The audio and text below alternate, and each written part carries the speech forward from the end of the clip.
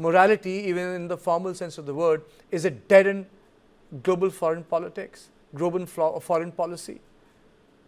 Well, I don't think you can never say that morality is dead, but certainly one can discuss each situation as it has evolved.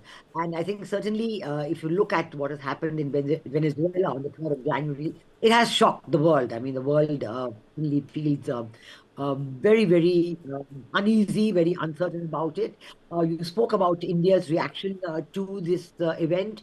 I would say that, yes, it is a cautious reaction. It is a reaction based on strategic restraint, but it also is very much to be seen in parallel with what India reacted on the Russia-Ukraine conflict. So I think if one sees it in that context, one can understand the Indian reaction better. And I think certainly it's a first reaction, and it will work out. We have to see how the events work out and what turn the events take. I think there's a lot of uncertainty at the moment in what has happened. We all know, of course, that former President Maduro and his wife are now have appeared in an American court in New York. But other than that, the situation on the ground is not at all clear because, as you said, the Vice President Delcy Rodríguez now sworn in as president, she's still talking about President Maduro. And we don't know about the position of the army of Venezuela. What is the position of the army generals? They've been remarkably quiet so far, and certainly all the people as well. So these issues are going to be very, very important. And President Trump has said about the American companies, oil companies going to Venezuela. Well, that process hasn't started either, so the reaction to that is not known. Okay. A lot of imponderables. We are still seeing a plethora of reasons coming out as to why President Trump did this. You talked about the Dunro Doctrine. There's a national security strategy of the U.S. which came out, which had a lot of attachment of importance to the Western Hemisphere, to Latin America. There's the role of China in Venezuela and many other Latin American countries that is being talked about. The position of oil. Venezuela as the world's largest resource base of oil, Okay. and that particular Venezuelan oil is the one most suitable for American refineries, and that could be one of the big reasons. But certainly, it has added a lot of uncertainty, further uncertainty, and further a great deal of angst to the But global Ambassador situation. Sikri, for the world, the question is, and on this I'd like to join Professor Swaran, where will Donald Trump stop? I mean to say, he has been talking about Greenland much before Venezuela. I mean, say the world waited for the entire operation to take place. When the Gerald Ford was diverted from Mediterranean, people knew what was happening. It was a plan which was in front of the people. They were expanding the runway in the Puerto Rico. They were deploying nuclear aircraft carrier. They were deploying, multiple troops there. So it was there. So do you think that is there a possibility that, one day he'll just go over and take over Greenland? And these are the number of coups with the, America has done. We made a special graphic, So these are the dates, these are the years in which Americans just changed the regime in South America. So my question, I have got two questions to you. The regime change in South America, and can they actually take away Greenland from the Kingdom of Denmark? First of all, let me say that whatever we know of is that the Defense Minister, Vladimir Padrino, has said that the armed forces are in support of the new acting president, Delcy Rodríguez. That's the only confirmation we have on the ground that she has army's support as far as her being the president is concerned. Now, to your question, how far the president will go, I think the world usually remains much more optimist. We saw the same thing happening when 8 months of nearly 800,000 soldiers were deployed on borders of Ukraine. Much of the debate around the world was, oh, Russia is only trying to pressurize Ukraine to behave. It's not going to really invade. And likewise, for now, almost first week of September onwards, the deployments around Venezuela, then of course entire blockade, interdiction of some boats and people being killed. I think more than 100 people were killed during this period, and then bombing of Venezuela on land, and finally this Delta Force operation. The world perhaps remains far more optimist, saying that perhaps things are not going to go as bad as that. But I agree with you that it's not the first time. And go back to 1952 of Cuba.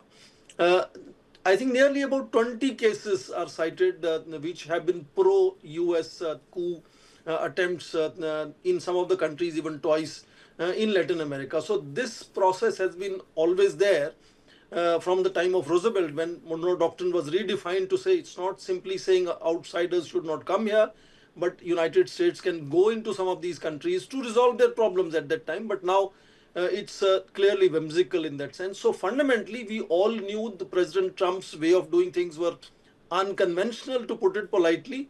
But now, after this operation and the way spectacle of President Maduro is being created in New York, I think the same tweets will have much different meaning. The connotations are going to be very different, and it's not going to be perhaps limited to only Latin America. And I understand there's already a conversation.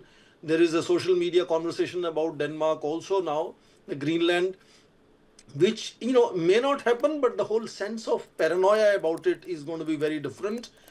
And that is flaunting the basic fundamental rules of the game of national sovereignty being sanctimonious, national borders being sanctimonious, people treating each other on equal basis, etc., etc. The way this operation has happened on the ground, and we are gradually beginning to know the kind of death and destruction that this operation has done. Of course, President Trump said none of the soldiers of United States were killed during that time, but again, defense minister and the interior ministers of Venezuela have said dozens and dozens of people have died during this operation, and President Trump himself spoke about a lot of Cubans have died, etc., etc. So what happens to neighboring countries? The whole instability we are hearing, the violence on the ground is going to be increasing there, instability is going to increase. Will that put an end to the drugs trade? I'm not sure. Was Venezuela the major hub of drug trafficking? I'm not sure. There are so many other hubs of drugs trafficking in that sense. So it's fundamentally whimsical approach of one president of United States that has enormous power at his disposal, and is willing to contemplate how he can reduce Chinese influence in Latin America, how he can get greater control on resources, and teach every other head of the state or government Okay. that they must fall in line, etc., etc. So fundamentally, the whimsical nature of his tweets will now be read very differently around the world. Okay. Okay.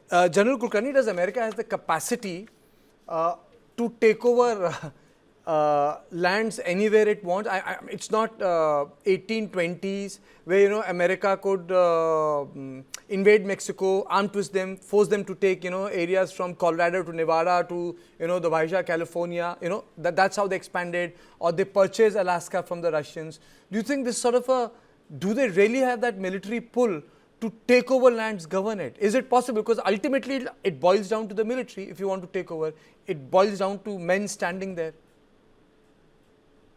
Karthik, in the entire world, might is right. And that's what the United States intends to do, has done, has been doing. It was a unipolar world after the collapse of the Soviet Union. The multipolarity is not very easy to accept for someone who's been at the top. America has all the resources. Nothing can stop America from doing what it wants to do, provided the other person has got some guts to be able to retaliate. Can you imagine a country which has been surrounded for so many months? They knew what was coming their way. They did nothing. What could they do? The American eyes were inside. Every movement of Maduro was being tracked. Is it easy for a Delta force to land from top and be able to take the president within no time and take him away from there? That means there are people within Venezuela who would much like to go the American way. You can buy. You can buy. There's nothing very difficult. And so the Americans have done, and rightly so, the number of the kind of thing that they're showing from Cuba from 1952 till date. How many takeovers? Almost 18 to 19 of them. Where are they? Most of them in Latin America and all of it in North America. And therefore, the Americans, right, like you rightly said, Monroe Doctrine was for Europe and America.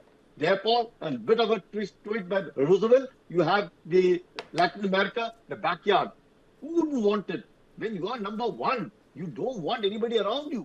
The fact is very, very clear. Americans will do their way, and they have, they have the resources. Since they have dollars, what do they have? Do they need to have gold to print dollars? Nothing.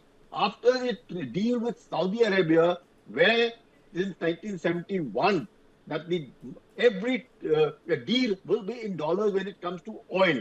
That's it. If Chinese decide to do it in yuan, or Russians decide to do it otherwise, Iran decides to do it otherwise, obviously the Americans who are number one feel threatened. And once they are threatened and they have the power, they've shown it. They've shown it. Imagine who thought Russia would take so long with Ukraine? What stopped? Russia is fighting 32 countries. It's not easy. And therefore, all of it, Americans have Okay. it. Look what they've done in Israel. Look what they've done in Iran. Is there anyone who can stop America today? Nobody can stop America. If the whole world gets together, even that is not possible. It's impossible right now. And therefore, the Americans have to be said. Now, look at the way the American president is openly saying Greenland next 2 months. You see the lady wife of this thing, Miller, taking it there. Well, after Venezuela, it's Greenland. And rightly so, because again they feel, if the American president says they are Russians, Americans, the Chinese, all around Arctic, therefore he feels threatened. Americans who have, the resources are meant for what? The resources are meant to be used.